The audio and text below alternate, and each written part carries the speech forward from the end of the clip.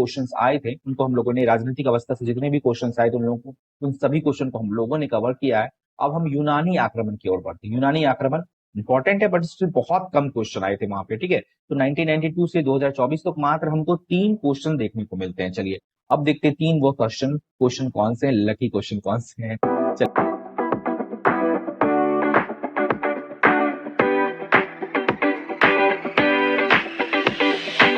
17वीं UPSC की आप लोग तैयारी कर रहे हैं तो ये सेशन आपके लिए बहुत ही इंपॉर्टेंट होने वाला है, क्योंकि यहाँ पे हम लोग डिस्कस करेंगे प्रीवियस ईयर क्वेश्चन। तो क्या है कि हमने सेशन 1 और 2 हिस्ट्री के कर लिया है, और हमने टारगेट रखा है कि एंशियंट मिडाइवल मॉडर्न के सारे इंपॉर्टेंट जितने भी प्रीवियस ईयर क्वेश्चंस आए हैं, मतलब 1992 से लेकर 2024 तक, यानी कि 2023 तक बीपीएससी के जितने भी क्वेश्चन है उन सभी को हम लोग यहाँ पे कवर करने का एक लक्ष्य रखा है। और उस लक्ष्य को आगे बढ़ाते हुए हम लोग आज तीसरा सीरीज कर रहे हैं, जो कि 16th सेंचुरी की जो राजनीतिक दशा थी उसमें जितने सारे क्वेश्चंस बने हैं और एक यूनानी आक्रमण से जितने भी क्वेश्चंस बने हैं उन सभी को हम लोग इस वीडियो में कवर करेंगे। तो बिना देरी के हुए स्टार्ट करते हैं। और एक चीज और, अगर आप ये सीरीज करते हैं तो आप इतिहास के 30 से 35 क्वेश्चन यहाँ पे कवर कर सकते हैं। तो बिना लेट किए हुए स्टार्ट करते हैं। तो देखिए यहाँ पे जो पहला क्वेश्चन पूछ रहा है, ये हम लोग यहाँ पे क्या कर रहे हैं ना कि मगध साम्राज्य का क्वेश्चन ले रहे हैं। तो देखिए यहाँ पे पहला पूछ रहा है पाटलिपुत्र के संस्थापक कौन थे। ये काफी इसका आसान आंसर है और काफी प्रचलित है। तो इसका आंसर हो जाएगा उदयन। आंसर ए यानी कि उदयन। ये पूछा गया था 48वीं और 52 बीपीएससी प्रीलिम्स में। देखिए 48वीं और 52वीं, देखिए यहाँ पे रिपीट कर दिया ना। प्रीवियस ईयर का यही खेल होता है कि अगर आप करते हो तो इसमें 4-5 क्वेश्चन यहाँ पे मिल ही जाता है, ठीक है। चलिए अब क्या करते हैं हम लोग, उदयन के बारे में थोड़ा बहुत जानकारी लेते हैं कि उदयन कौन थे। तो देखिए पहला पाटलिपुत्र की जो है स्थापना किया था, ठीक है। पाटलिपुत्र को राजधानी बनाया था। तो देखिए उदयन के बारे में हम लोग जानते हैं। इनका कार्यकाल का बात करें तो कार्यकाल 460 से 444 ईसा पूर्व इनका कार्यकाल था। और यह अजात शत्रु के उत्तराधिकारी एवं पुत्र थे तो उत्तराधिकारी तो हो गई। और ये इन्होंने जैन धर्म को अपनाया था। कभी कभी पूछता है ये क्वेश्चन कि ये किस धर्म को इन्होंने अपनाया, तो जैन धर्म को अपनाया था। और नए नगर की स्थापना पाटलिपुत्र की, इसलिए पाटलिपुत्र की स्थापना का श्रेय उदयन को जाता है। और देखिए इनको अज्ञात के दौरान इनकी हत्या कर दी गई थी, ठीक। अब यहाँ पे देखिए हम लोग उदयन के बारे में हम लोगों ने जानकारी ले लिया है। तो अब क्या करते हैं, थोड़ा बहुत मगध के बारे में जानकारी लेते हैं, ठीक है। क्योंकि मगध बहुत ही इंपॉर्टेंट यहाँ पे है एग्जामिनेशन के लिए, जो 17वीं यूपीएससी आ रही है और भी बिहार के जितने भी एग्जामिनेशन के लिए। तो हम लोग मगध के बारे में इंफॉर्मेशन लेते हैं कि मगध का क्या इंपॉर्टेंस है। तो सबसे पहले क्या करते हैं, यहाँ पे हम लोग मैप देखते हैं। यहाँ पे क्या है कि देखिए मैप में यहाँ बताया गया है कि ये हमने दिखाने की कोशिश किया है कि ये मगध साम्राज्य देखिए बहुत ही महान साम्राज्य था। देखिए मगध साम्राज्य कितना दूर तक फैला हुआ है, ठीक है। यहाँ देखिए मगध साम्राज्य है, ये बिहार की वर्तमान स्थिति है। चलिए थोड़ा बहुत अब इसके बारे में हम लोग देखते हैं, थोड़ा बहुत नहीं अच्छे से जानकारी लेते हैं। तो देखिए पहला यहाँ पे पॉइंट क्या करा है, मगध सबसे शक्तिशाली राज्य था। यहाँ पे जो सबसे शक्तिशाली 16 जनपद महाजनपद हुए थे उसमें से मगध साम्राज्य सबसे शक्तिशाली साम्राज्य था। इसकी राजधानी राजगिरी या ग्रीव्रज थी, दोनों एक ही नाम है, ठीक है। या कोई कोई इसको राजगिरी कहते, कोई ग्रीव्रज कहते हैं, ठीक है। वर्तमान स्थिति इसकी बिहार की है। चलिए अब अगला पॉइंट देखते हैं। अगला पॉइंट क्या कह रहा है, अगला पॉइंट कह रहा है मगध साम्राज्य के संस्थापक वृहद और जरासंध थे। इन दोनों ने इनका संस्थापक मतलब इन दोनों ने की स्थापना किया था। चलिए अगला हम पॉइंट देखते हैं। अगला पॉइंट क्या कह रहा है, मगध मौर्य वंश के काल में चरमोत्कर्ष पर पहुंच गया था। मगध जो था, ये जो मौर्य वंश का काल था ना, उसमें बहुत चरमोत्कर्ष पर ये पहुंच गया था मगध। चलिए अगला पॉइंट देखते हैं। मगध के 3 राजवंश थे। मगध में जो था 3 राजवंश था, कौन कौन था चलिए देखते हैं। सबसे पहला जो था हर्यक वंश, शिशुनाग वंश और नंद वंश। इसका कार्यकाल यहाँ लिखा हुआ है, आप लोग देख लीजिए। चलिए अब देखते हैं यहाँ पे क्या था, कुछ पूछता है, ये खासकर मेंस में पूछता है कि मगध साम्राज्य इतना ज्यादा डेवलप्ड क्यों था। तो इसका पहला जो रीजन है वो है भौगोलिक स्थिति, गंगा के मैदान की उपजाऊ भूमि, मगध का शासक और गैर रूढ़िवादी साम्राज्य और लोहे की भूमिका। यहाँ पे क्या था कि भौगोलिक स्थिति अच्छी थी क्योंकि गंगा के किनारे था, और इसलिए भी इनके जो उत्थान बहुत ही अच्छा हो पा रहा था क्योंकि गंगा के किनारे था। तो बहुत सारे जो भी इनको यहाँ पे उपजाऊ भूमि यहाँ पे मिला था, और यहाँ पे खेती गृहस्थी भी बहुत अच्छा से होता था, बिजनेस भी बहुत बढ़िया से हो रहा था। और यहाँ के जो शासक थे वहाँ गैर रूढ़िवादी थे। रूढ़िवादिता भी साम्राज्य के लिए बहुत निगेटिवली इंपैक्ट करता है। तो ये क्या था ना, इनके जो राजा थे वो गैर रूढ़िवादी से ग्रसित नहीं थे। ये भी उत्थान का कारण था। और यहाँ पे लोहा प्रचुर मात्रा में उपलब्ध था। तो जहां पे लोहा होगा उनके पास अस्त्र शस्त्र ज्यादा रहेगा, तो इससे क्या होगा ना, कोई वहां का डेवलपमेंट अच्छा होगा। चलिए ये है मगध के बारे में कुछ इन्फॉर्मेशन, आप लोग ध्यान रखिएगा। चलिए अब देखते हैं अगला सवाल। अगला सवाल क्या कह रहा है, ये पूछा गया था 44वीं बीपीएससी में पूछा गया था। तो ये देखते हैं क्वेश्चन क्या कह रहा है, निम्नलिखित में से किस राजा ने पाटलिपुत्र बसाया। तो ये देखिए फिर रिपीट कर दिया, उज्जैन, बार बार ये क्वेश्चन आ रहा है, तो यहाँ पे आपको यही टारगेट करना है कि उज्जैन को हम लोग अच्छे से पढ़ेंगे। चलिए अब देखते हैं नेक्स्ट क्वेश्चन क्या कह रहा है। नेक्स्ट क्वेश्चन कह रहा है किस शासक के द्वारा सर्वप्रथम पाटलिपुत्र की राजधानी, यही सेम क्वेश्चन है, देखिए 46वां बीपीएससी में रिपीट किया, देखिए कितना बार रिपीट कर रहा है। इससे मैं कह रहा हूँ ना, यहाँ पे थंबनेल भी मैं लगाता हूँ कि गारंटेड क्वेश्चन यहाँ से है, इट मींस है, होंगे एग्जामिनेशन के बाद हम लगाएंगे एक कटिंग इस वीडियो के, और आप लोग देखिएगा प्रूफ के साथ यहाँ से क्वेश्चन बन गया था। तो देखिए इसका आंसर हो जाएगा उद्यम। चलिए अब अगला देखते हैं, अगला क्वेश्चन क्या है। अगला क्वेश्चन कह रहा है, देखिए यहाँ पे थोड़ा कुछ अलग है, क्या कह रहा है, प्राचीन काल में गंगा के दक्षिण क्षेत्र को क्या कहा जाता था। ठीक है, ऑप्शन देखिए, अनंत, तक्षशिला, चोल, उपयुक्त में से कोई नहीं। ये 68वीं यूपीएससी में पूछा गया था। चलिए अगला इसका आंसर देखिए, इसका आंसर हो जाएगा ऑप्शन ई, उपयुक्त में से कोई नहीं। इसको क्योंकि दक्षिणापथ कहा जाता था, आप लोग ध्यान रखिएगा, दक्षिणापथ यहाँ पे हिंदी में, इंग्लिश में लिखा गया है दक्षिणापथ कहा जाता था। ठीक है, ध्यान रखिएगा। चलिए अब बढ़ते हैं अगला। अगला क्वेश्चन क्या कह रहा है, प्रथम मगध साम्राज्य का उत्कर्ष किस शताब्दी में हुआ था। ये देखिए सबसे पहले जो मैंने वहां पे वीडियो स्टार्ट करने से पहले ही वहां पे मैंने बताया था, यहाँ पे इसका जो आंसर हो जाएगा 6ठी शताब्दी पूर्व, यहाँ पे मैंने पहले लगाया, तो इसका आंसर हो जाएगा ऑप्शन बी।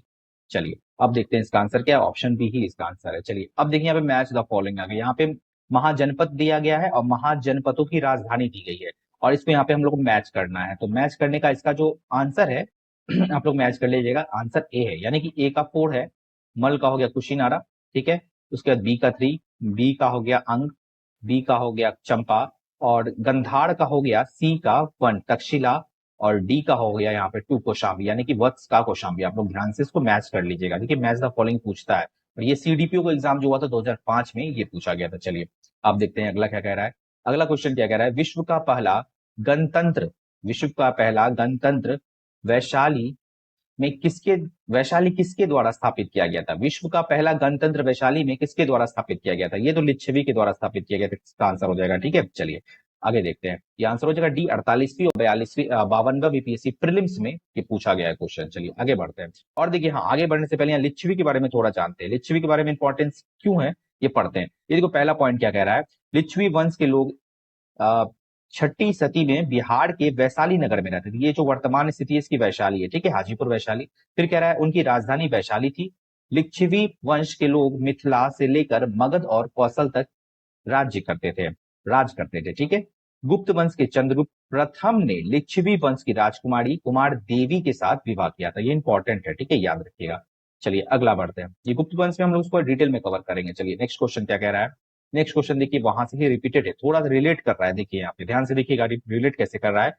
ईसा पूर्व 6ठी सदी में विश्व की प्रथम गणतंत्रात्मक व्यवस्था कहाँ थी, ये वही क्वेश्चन है। तो ये सिंपल है और बहुत ही आसान आंसर है जो मैंने पहले बताया है, इसका आंसर हो जाएगा ए, यानी कि वैशाली में, ठीक है, इसका आंसर क्या हो जाएगा वैशाली, वही गणतंत्र व्यवस्था थी, सबसे विश्व का सबसे फर्स्ट था ये डेमोक्रेटिक। ठीक है, चलिए आगे देखते हैं, आगे क्या कर रहा है, मगध की प्रारंभिक राजधानी कौन सी थी, मगध के बारे में पूछ रहा है, प्रारंभिक राजधानी।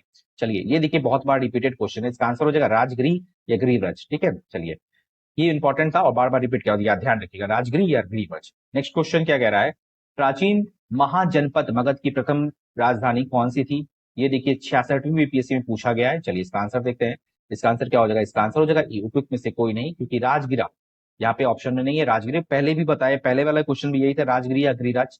चलिए नेक्स्ट क्वेश्चन देखते हैं, नेक्स्ट क्वेश्चन क्या कह रहा है, प्रारंभिक वैदिक काल के दौरान कौन सा शहर प्राचीन मगध साम्राज्य की राजधानी के रूप में कार्य करता था, ये भी रिपीटेड क्वेश्चन 69 2023 में एग्जाम हुआ है, यहाँ पूछा गया है, इसका आंसर हो जाएगा राजगृह। देखिए कितना बन रहा है यहाँ पे, कितना रिपीट कर रहा है क्वेश्चन, यहाँ ही आपको प्रूफ मिलेगा।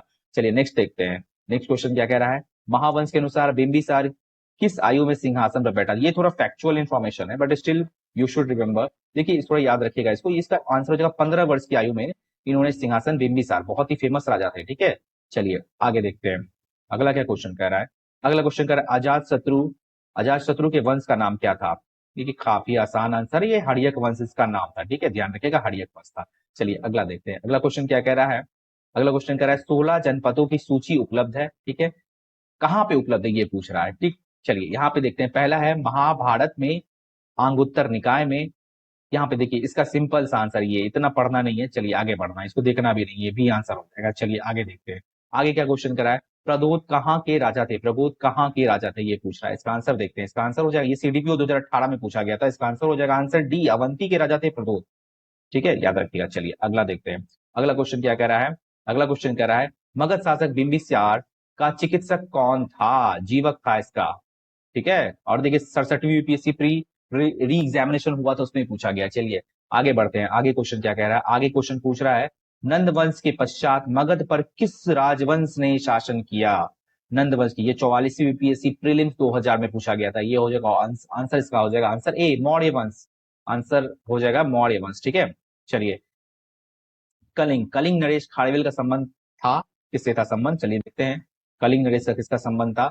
इसका संबंध था ऑप्शन बी, चेदी से। चलिए चेदी यहाँ पे ऑप्शन बी हो जाएगा इसका आंसर। चलिए आगे बढ़ते हैं, आगे बढ़ते हैं। राजा खारवेल का नाम जुड़ा है, किससे जुड़ा है? ठीक है, चलिए यहाँ पे देखते हैं, मतलब उसका लेख, कौन सा लेख से जुड़ा, ये पूछ रहा है बेसिकली। ठीक है, तो इसका आंसर हो जाएगा आंसर सी, हाथी गुम्फा अभिलेख से जुड़ा हुआ है। चलिए अगला सवाल कह रहा है, बराबर पर्वत श्रृंखला स्थित गोरखगिरी किसके द्वारा विजित की गई थी? ठीक है, ये क्वेश्चन पूछ रहा है और ये सीडीपीओ 2018 में पूछा गया था। इसका आंसर हो जाएगा खारवेल। खारवेल काफी फेमस थे राजा, तो इनके द्वारा ये पूछा। खारवेल को भी आप याद रखिए, खारवेल से भी कई बार क्वेश्चन बन रहा है। ठीक है, याद रखिएगा, और अपने रिवीजन करने टाइम खारवेल पे आप ज्यादा फोकस करना है आपको। चलिए अगला देखते हैं, अगला सवाल। ये अब देखिए, अगला सवाल बस हमारा यही तक है, क्योंकि अभी तक जितने भी छठी सतसठी शताब्दी से जितने भी क्वेश्चंस आए थे, उनको हम लोगों ने, राजनीतिक अवस्था से जितने भी क्वेश्चंस आए थे उन लोगों को, उन सभी क्वेश्चन को हम लोगों ने कवर किया है। अब हम यूनानी आक्रमण की ओर बढ़ते हैं। यूनानी आक्रमण इंपॉर्टेंट है, बट इससे बहुत कम क्वेश्चन आए थे वहां पे। ठीक है, तो 1992 से 2024 तक मात्र हमको 3 क्वेश्चन देखने को मिलते हैं। चलिए अब देखते हैं 3 वो क्वेश्चन कौन से हैं, लकी क्वेश्चन कौन से हैं। चलिए अगला देखते हैं, यहाँ पे क्या है, निम्नलिखित में से मगध का कौन सा राजा सिकंदर महान के समकालीन था? ये इसका आंसर हो जाएगा धनानंद।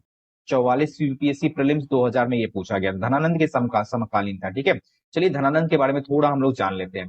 तो देखिए धनानंद, देखिए ये है धनानंद, वो ये वैसे है नहीं, ये सीरियल बना था कोई, तो उसमें ये फोटो था तो मैंने लगाया। तो चलिए धनानंद के बारे में कुछ जानकारी ले लेते हैं, क्योंकि ये इंपॉर्टेंट है और इंटरेस्टिंग भी है थोड़ा। तो चलिए पढ़ते हैं। देखिए धनानंद मगध के नंद वंश के अंतिम शासक थे। धनानंद चक्रवर्ती सम्राट महापद्मनंद के 9वें और आखिरी पुत्र थे। ये फैक्चुअल है, बट पढ़ लो कि धनानंद ने अपने पिता का वध कर दिया था और नंद वंश का उत्तराधिकारी बना। धनानंद के शासनकाल में सिकंदर ने भारत पर आक्रमण किया। ये इंपॉर्टेंट पॉइंट है। ठीक है, यहाँ पे जो रेड दिख रहा है ना, यहाँ पे जो रेडिश कलर है, ये इंपॉर्टेंट है।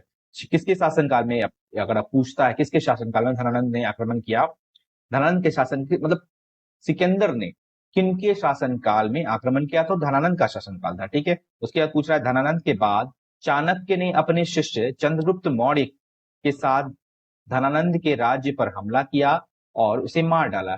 अगला क्वेश्चन और हमारा आखिरी क्वेश्चन है, ये हून राजा तोड़मान किस औलिकर राजा द्वारा पराजित किया गया था? तो इसका आंसर हम देखते हैं, ये बीपीएससी सीडीपीओ प्री 2018 में पूछा गया था, तो इसका आंसर हो जाएगा ऑप्शन बी, प्रकाश वर्मन के द्वारा यह पराजित किया गया था। चलिए बहुत बहुत धन्यवाद, उम्मीद करते हैं आपको हमारा सेशन पसंद आ रहा होगा। पसंद आ रहा तो प्लीज सब्सक्राइब करें हमारे चैनल को और शेयर करें अपने दोस्तों के साथ। नेक्स्ट सीरीज बहुत ही जल्द हम लोग ला रहे हैं। Thank you so much for watching.